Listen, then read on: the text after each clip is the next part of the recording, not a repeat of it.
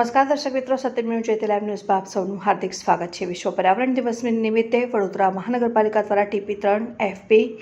1065 ગુરુકુળ 4 રસ્તા વાઘોડિયા રોડ ખાતે ₹42.69 લાખના ખર્ચે નવીન ગાર્ડન ફોરેસ્ટનું ઉદ્ઘાટન।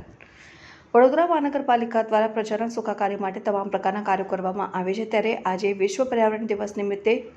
વડોદરા મહાનગરપાલિકા દ્વારા TP3 FP 1065 ગુરુકુળ 4 રસ્તા વાઘોડિયા રોડ ખાતે ₹42.69 લાખના ખર્ચે નવીન ગાર્ડન ફોરેસ્ટનું ઉદ્ઘાટન કરવામાં આવ્યું। એક પેડ માં કે નામના અભિયાન હેઠળ તમામ મહાનુભાવોના નામોથી વૃક્ષારોપણ કરવામાં આવ્યું। આ પ્રસંગે રાવપુરા વિધાનસભાના ધારાસભ્ય, ગુજરાત વિધાનસભાના મુખ્ય દંડક બાલકૃષ્ણ શુક્લ, શહેરવાડી વિધાનસભાના ધારાસભ્ય મનીષા વકીલ, વડોદરાના પ્રથમ નાગરિક પિંકી સોની, સ્થાયી સમિતિ અધ્યક્ષ ડોક્ટર શીતલ મિસ્ત્રી, વડોદરા મહાનગર ભારતીય જનતા પાર્ટી અધ્યક્ષ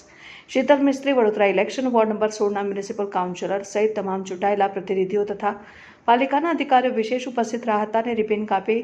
અર્બન ગાર્ડન ફોરેસ્ટનું નિરીક્ષણ તમામ મહાનુભાવો દ્વારા કરવામાં આવ્યું અને ગાર્ડન ફોરેસ્ટમાં બાળકોના રમતગમતના સાધનો પણ મૂકવામાં આવ્યા છે અને વડોદરા મહાનગર દ્વારા 20 લાખ વૃક્ષ વાવવાનો સંકલ્પ લીધો છે, જેમાં 5 લાખ જેટલા વૃક્ષ વાવવામાં આવી રહ્યા છે।